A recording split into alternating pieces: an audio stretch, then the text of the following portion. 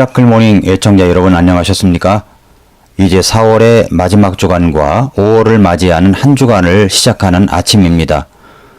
저는 지난 주간에 한양대 구리병원에 신방을 갔었습니다.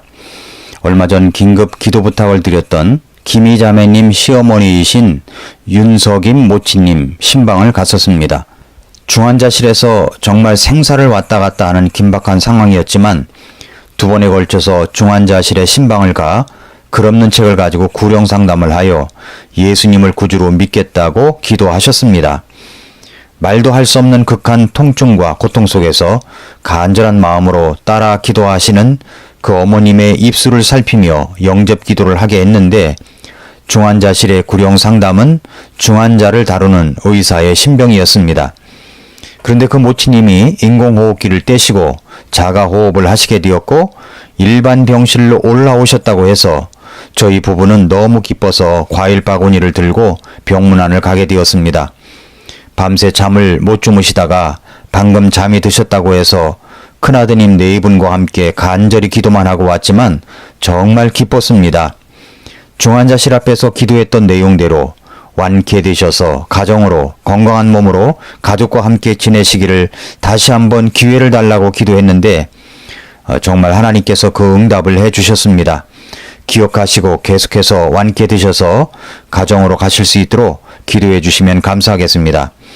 김희 자매님의 그동안의 기도대로 이런 기회에 시댁 식구들 가운데 아직 예수님을 믿지 않은 분들이 모두 예수님을 믿게 되고 특별히 김희 자매님 남편인 김현기 형제님이 교회로 돌아와 믿음 생활을 잘 할 수 있기를 바라고 있습니다. 함께 기도해 주시기를 바랍니다. 오늘 저는 계속해서 성지 여행 중 하나님께서 깨닫게 해주시고 가르치심을 주셨던 이야기들을 전해드리려고 합니다.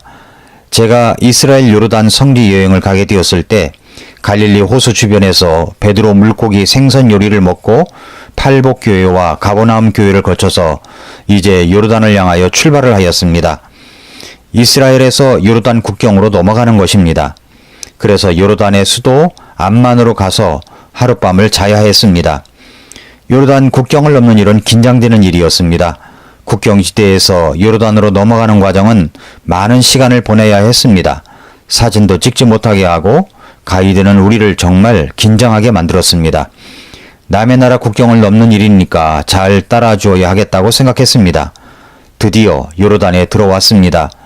저녁 무렵이 되어서 암만까지 가는 길에 숲곳이라는 성경의 지명도 거쳐서 암만까지 가게 되었습니다. 사실 요르단은 오늘 말씀 여호수아의 말씀 배경 속에서 보면 하나님께서 12지파를 가나안 땅으로 인도하실 때 요단 동편에 머무르려고 했던 지파, 루벤 지파, 갓 지파, 그리고 므낫세 반 지파에게 나누어 주셨던 땅입니다. 지도를 보시면 이렇습니다. 요르단은 세 지파가 있었던 땅이라고 하니까 지경이 확 다가오지 않습니까? 요르단은 구약시대에 여호수아의 영도 밑에서 이스라엘은 이 지역을 정복하고 루벤 갓 지파와 므낫세 지파의 반에게 분배합니다. 나바트 시대, 로마 시대를 거쳐 주후 7세기 이후에 이곳은 완전 이슬람화가 되었습니다. 현재의 요르단 왕국은 구약시대의 에돔, 사해 남부, 모압, 사해 동부, 암몬, 요르단강 동편 지역을 포함하고 있습니다. 제2차 세계대전 후인 1946년 정식으로 독립국가가 되어서 뒤이어 1949년 팔레스타인과 합병한 후 정식 국명을 요르단 하세미트 왕국으로 변경하였습니다. 아랍 국가들 중에 가장 수준이 높다고 자부하는 요르단은 정말로 교육 수준과 물가가 가장 높은 나라입니다.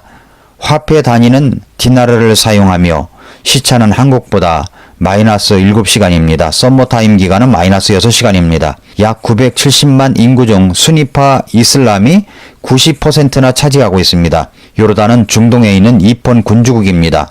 수도는 암만이며 정식 국명은 요르단 하심 왕국입니다. 이라크, 팔레스타인, 이스라엘, 사우디아라비아, 시리아와 국경을 접하고 있습니다. 요르단 국기와 팔레스타인 국기는 좀 비슷합니다. 구별하는 법은 모양은 똑같은데 별이 있으면 요르단 국기입니다. 없는 것은 팔레스타인 국기입니다. 모세가 바로 이 땅까지 와서 요르단강을 건너지 못하고 그의 사명을 끝낸 지역이 바로 요르단입니다. 이스라엘 백성은 요단 동편에서 서편으로 넘어왔지만 저는 요단강 서편에서 동편으로 가게 된 것입니다. 그러나 오늘 말씀은 요단 동편에서 서편으로 넘어오는 가나안 땅에 들어가는 내용입니다.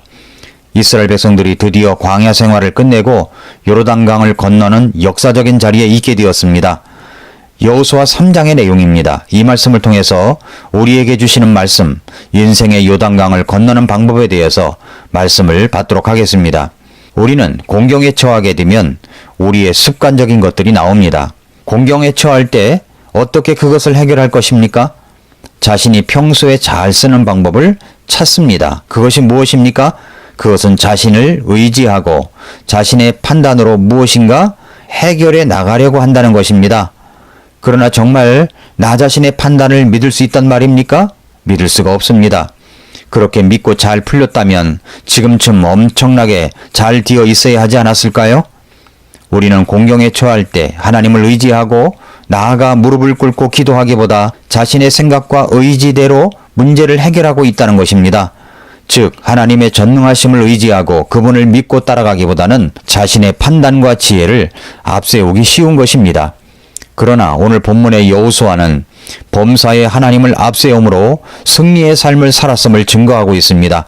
그는 하나님의 도우심으로 요르단강을 건널 수 있었습니다. 그리하여 가나안 땅에 들어갈 수 있었습니다. 여호수아는 어떻게 요르단강을 건널 수가 있었습니까?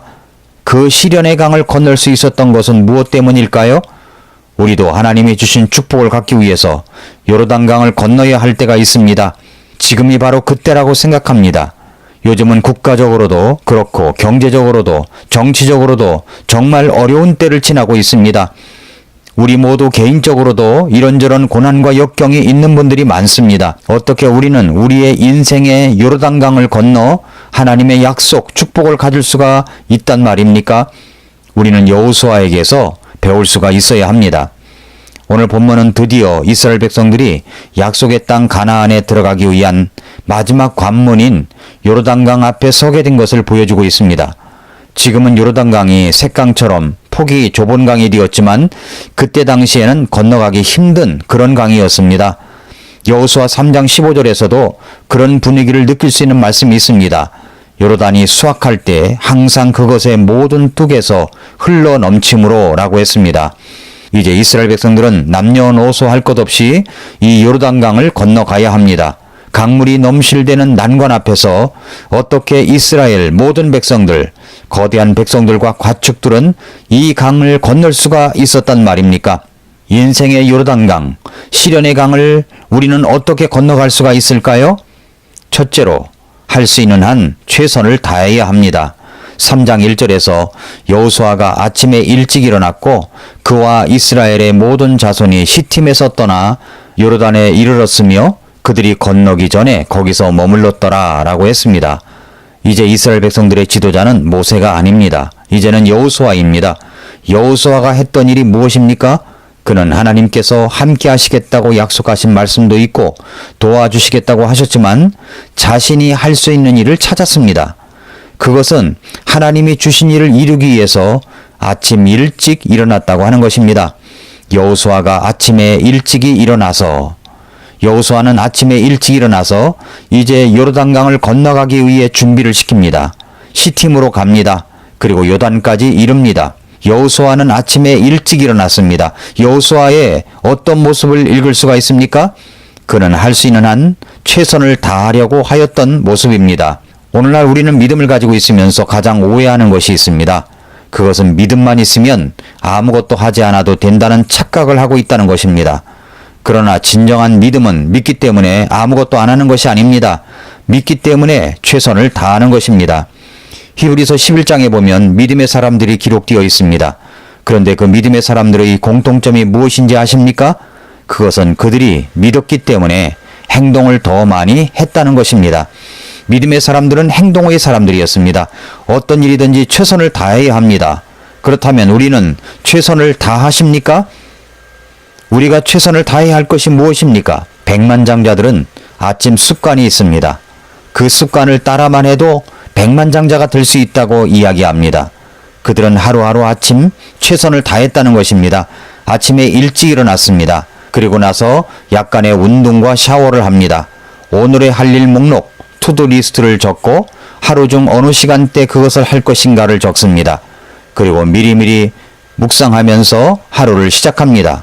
이렇게 백만장자들은 자기들만의 아침 습관이 있습니다. 우리는 어떤 일이든 최선을 다해야 합니다. 우리는 우리 모두 우리가 하는 일에 있어서 최선을 다할 수 있으시기를 바랍니다. 10년 법칙, 1만 시간의 법칙에 의하면 어떤 일이든지 자신이 하는 일을 하루에 3시간씩 10년, 1만 시간을 투자하면 그것의 전문가가 될 수 있다고 말합니다. 그렇다면 여러분이 하는 일에 하루에 얼마 시간을 투자하고 있습니까? 내가 하는 일에 프로가 되어야 합니다. 또 우리는 예수 그리스도를 믿는 하나님의 자녀입니다. 우리는 모두 예배를 드리는 것에 무엇보다도 최선을 다할 수 있으시기를 바랍니다. 우리는 우리가 드리는 예배의 전문가가 되시기를 바랍니다. 또한 예수 그리스도를 섬기시는 일에도 전문가가 되시기를 바랍니다. 교회를 세우는 일에도 전문가가 되시기를 바랍니다. 사랑하는 애청자 여러분, 병든 사람들은 자신의 병을 고치기 위해서 단 1%의 희망만 있더라도 거기에 모든 것을 걸고 집중합니다. 자신의 병만 나을 수 있다면 말입니다. 우리는 우리 하나님께서 우리를 도우시고 시련의 강을 건너기 위해서 우리가 할 수 있는 최선을 다해야 하는 것입니다. 인생의 요르단강을 건널 때 우리가 제일 먼저 해야 할 일은 우리 자신이 최선을 다해야 합니다. 오늘도 최선을 다하는 미라클 모닝입니다.